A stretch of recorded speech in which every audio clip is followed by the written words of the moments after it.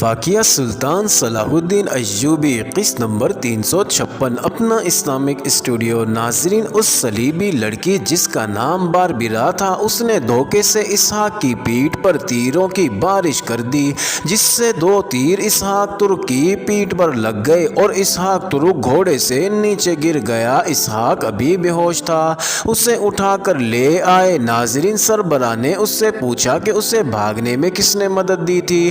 اس نے جواب دیا، کسی نے نہیں، میں نے گھوڑا اور زین دیکھی، سب سو گئے تھے، میں بھاگ اٹھا۔ ناظرین، اس کے فوراً بعد وہ غشی میں چلا گیا اور غشی میں ہی اسحاق ترک شہید ہو گیا۔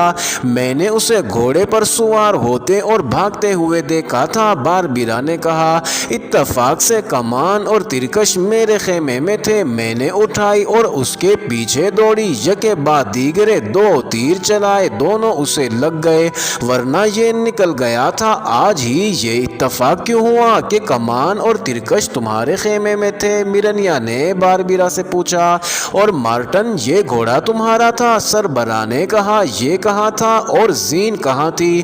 یہ گھوڑا قیدی کے خیمے کے قریب بندھا تھا۔ ایک محافظ نے کہا، تم میرے اس کارنامے پر مٹی ڈالنا چاہتے ہو؟ باربرا نے غصے سے کہا، یہ کوئی اہم راز قاہرہ لے جا رہا تھا، میں نے اسے صرف بھاگنے سے نہیں روکا بلکہ ایک راز قاہرہ پہنچنے سے روکا ہے۔ ناظرین، یہ دراصل مارٹن کا تیار کیا ہوا ڈرامہ تھا کہ اسحاق کو بھاگنے کی سہولت دو اور باربرا گھات میں بیٹھ کر اس پر تیر چلائے تاکہ یہ کارنامہ باربرا کے کھاتے میں لکھا جائے، مگر ان کا سربراہ تجربہ کار جاسوس اور سراغ رساں تھا۔ اس نے مارٹن اور باربرا کو گہری نظروں سے دیکھا اور کہا، مارٹن، میں اس پیشے میں تم سے بہت عرصہ پہلے آیا تھا، بیروت پہنچنے تک تم اور باربرا کوئی بہتر جواب سوچ لو۔ ناظرین، یہ ان لوگوں کی ذاتی رقابت اور دوستی دشمنی کی سیاست تھی جس کا شکار سلطان ایوبی کا ایک بڑا ہی قیمتی جاسوس ہو گیا تھا۔ ناظرین، اب چلتے ہیں دوسری جانب۔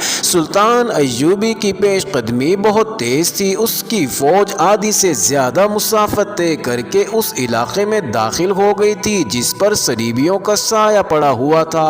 ناظرین، اس جگہ تک فوجیوں کا حلیہ ایک جیسا تھا، گرد کی تہوں میں کسی کا چہرہ پہچانا نہیں جاتا تھا۔ مئی کا مہینہ تھا، جب صحرا لوہے کی طرح تپ رہا تھا، سب نے منہ سر کپڑوں میں لپیٹ رکھے تھے، کوئی بھی اجازت کے بغیر پانی نہیں پی سکتا تھا۔ ناظرین، دستے ترتیب میں نہیں رہے تھے، گھوڑوں اور اونٹوں کے سواروں نے پیادوں کو باری باری گھوڑوں اور اونٹوں پر سوار کرنا شروع کر دیا۔ فضا جل رہی تھی اور ایک گونج دور دور تک سنائی دے رہی تھی، لا الہ الا اللہ، لا الہ الا اللہ۔ کبھی چند سپاہی مل کر کوئی ترانہ گاتے تھے اور فوج جنون اور وجد کی کیفیت میں جا رہی تھی۔ ناظرین، سلطان صلاح الدین ایوبی فوج کے درمیان جا رہا تھا، اس نے اپنے آپ کو بھی پانی پینے کی اجازت نہیں دی تھی۔ اس نے گھوڑے سے ذرا اوپر اٹھ کر دیکھا اور گھوڑے کا رخ بدل کر ایڑ لگا دی۔ اس کی ہائی کمان کے سالار اور دیگر عملہ جس میں تیز رفتار قاصد تھے اس کے پیچھے تھے۔ آگے وہی علاقہ تھا جہاں اسحاق ترک شہید ہوا تھا۔ ناظرین، ڈراؤنی شکلوں کے ٹیلے تھے۔ سلطان ایوبی نے ان ٹیلوں کے درمیان جا کر گھوڑا روک لیا اور چھاپا مار دستوں کے کمانڈر سارم سے کہا، سارم دوست، یہاں سے تمہارا کام شروع ہوتا ہے، اپنے دستوں کو پھیلا دو، ہر جیش دوسرے سے دور رہے، آگے جانے والے جیش فوراً چلے جائیں اور باقی فوج اسی طرح چلتی رہے۔ سارم مصری کے جانے کے بعد سلطان ایوبی نے دوسروں سے کہا، کچھ بھی ہو جائے فوج پیش قدمی جاری رکھے، ہم دشمن کے علاقے میں آ گئے ہیں۔ احکام اور ہدایات دے کر سلطان ایوبی نے گھوڑا آہستہ آہستہ چلایا۔ اسے ایک طرف زمین پر ایسے آثار نظر آئے جیسے یہاں کوئی مسافر رکے ہوں، وہیں ایک لاش پڑی نظر آئی جو ریت میں دبی ہوئی تھی لیکن نظر آتی تھی۔ سلطان رک گیا۔ ناظرین، یہ لاش کھائی ہوئی تھی، ہڈیاں نظر آ رہی تھیں۔ ایک آدمی نے اس ڈھانچے کو سیدھا کیا، پیٹھ میں 2 تیر لگے ہوئے تھے، چہرے کا گوشت سوکھ گیا تھا۔ جانے دو، سلطان ایوبی نے کہا، کسی قافلے کا مقتول معلوم ہوتا ہے، صحرا میں آ کر انسان پاگل ہو جاتے ہیں۔ ناظرین، سلطان ایوبی کو معلوم نہیں تھا کہ وہ اس کا اپنا قابل اعتماد جاسوس شہید اسحاق ترک تھا، جو اسے یہ بتانے آ رہا تھا کہ بیروت نہ جانا۔ صلیبیوں نے وہاں اپنی فوج کو جس طرح پھیلا رکھا تھا اس کا نقشہ اس نے ذہن میں محفوظ کر لیا تھا۔ ناظرین، اسحاق کی ہڈیوں کا پنجر اسے کچھ بھی نہ بتا سکا۔ ناظرین، چھاپا مار جیش اس طرح پھیل گئے کہ پیش قدمی کرتی ہوئی فوج کے پہلوؤں میں 2-3 میل دور تک چلے گئے۔ چند ایک جیش ہراول سے بھی آگے نکل گئے اور عقب میں بھی چلے گئے۔ ان کی جنگ بیروت سے دور ہی سے شروع ہو گئی۔ ناظرین، اس ڈراؤنے علاقے سے آگے نکل گئے تو رات آ گئی۔ فوج چلتی رہی۔ آدھی رات کے قریب پڑاؤ کا حکم ملا۔ ناظرین، فوج رک گئی لیکن چھاپا مار متحرک اور سرگرم رہے۔ ان کے لیے احکام یہ تھے کہ کوئی مشکوک آدمی نظر آئے اور وہ بھاگنے کی کوشش کرے تو اسے ہلاک کر دو۔ کوئی قافلہ دیکھو تو اسے بھی روک لو اور فوج بہت دور آگے نکل جائے تو اسے چلنے کی اجازت دے دو۔ ناظرین، فوج چلتی رہی، رکتی رہی۔ سورج طلوع ہوتا مجاہدوں کے اس قافلے کو جھلساتا اور غروب ہوتا رہا اور سلطان کو پہلی اطلاع ملی کہ صلیبیوں کی سرحد کی ایک چوکی پر اپنے چھاپا ماروں نے شبخون مار کر سب کو ختم کر دیا ہے۔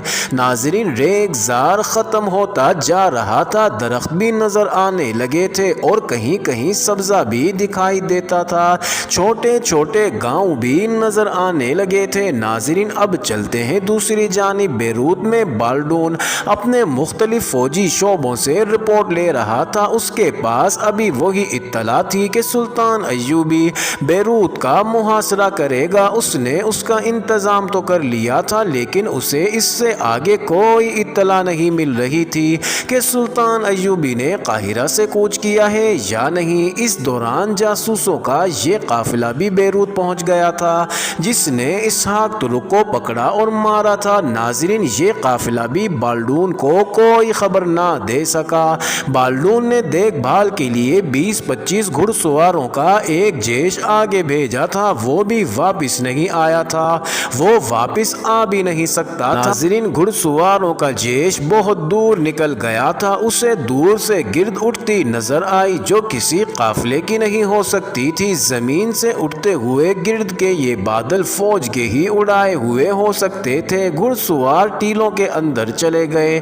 ان کا کمانڈر ایک ٹیلے پر چڑھا اور دیکھنے لگا، کہیں سے ایک تیر آیا جو اس کی گردن کے آر پار ہو گیا۔ دوسرا سوار نیچے تھا، اچانک ان پر تیر برسنے لگے۔ ان میں سے چند ایک نے بھاگنے کی کوشش کی لیکن سارے مصری کے چھاپا ماروں نے کسی کو زندہ نہ جانے دیا۔ ان کے ہتھیار اور گھوڑے قبضے میں لے لیے گئے۔ کوئی خبر نہ ملنے کے باوجود بالڈون اور اس کے جرنیل مطمئن تھے۔ انہوں نے بیروت کو محاصرے سے بچانے کے لیے نہایت کارگر انتظامات کر رکھے تھے۔ وہ اس لیے بھی مطمئن تھے۔ ناظرین، سلطان ایوبی آگے بڑھتا جا رہا تھا۔ چھاپا ماروں کے حملوں اور سرگرمیوں کی اطلاعیں زیادہ آنے لگی تھی۔ اب تو یہ اطلاعیں بھی آنے لگی تھی کہ اتنے میل دور دشمن کے ایک دستے کے ساتھ جھڑپ میں اتنے چھاپا مار شہید اور اتنے زخمی ہو گئے ہیں۔ ناظرین، سلطان ایوبی ایسی ہر اطلاع پر ایک ہی جواب دیتا، شہیدوں کو کہیں دفن کر دو، زخمیوں کو پیچھے بھیج دو۔ یہ سلطان ایوبی کی جنگی اہلیت کا کمال تھا کہ وہ اپنی فوج کو ایسے علاقے سے صحیح و سالم لے جا رہا تھا جہاں جگہ جگہ دشمن موجود تھا۔ اس کی تھوڑی تھوڑی نفری کے چھاپا مار جیش شبخون مارتے دشمن کی جمعیت کو بکھیرتے اور بیکار کرتے جا رہے تھے۔ بعض شبخون بڑے پیمانے کی لڑائی کی صورت اختیار کر جاتے تھے لیکن چھاپا مار جم کر نہیں لڑتے تھے۔ وہ بھاگتے، دوڑتے، وار کرتے اور دشمن کی بڑی سے بڑی جمعیت کو بکھیر دیتے تھے۔ یہ جھڑپیں اور خون خرابہ سلطان ایوبی کی فوج سے دور دور ہوتا تھا۔ ناظرین، اسکندریہ میں حسام الدین کا بحری بیڑا تیار تھا، جہازوں میں جانے والی فوج بھی تیار تھی۔ حسام الدین نے سلطان ایوبی کی مسافت اور رفتار کا حساب اندازے سے رکھا ہوا تھا۔ ایک روز اس نے فوج کو جہازوں میں سوار ہونے کا حکم دیا لگا اور رات کے وقت جہازوں کے لنگر اٹھا کر بادبان کھول دیے۔ ناظرین، جہاز سمندر کے سینے پر سرکنے لگے۔ کھلے سمندر میں جا کر حسام الدین نے جہازوں کو دور دور پھیلا دیا۔ وہ ماہر امیر البحر تھا۔ اس کے جہازوں میں جو فوج جا رہی تھی اس کے سالار اور نائب سالار سلطان ایوبی کے تربیت یافتہ تھے۔ وہ اندھا دھند نہیں جا رہے تھے۔ انہوں نے دیکھ بھال کے لیے تربیت یافتہ فوجی ماہی گیروں کے بحروب میں چھوٹی چھوٹی بادبانی کشتیوں میں آگے بھیج دیے تھے۔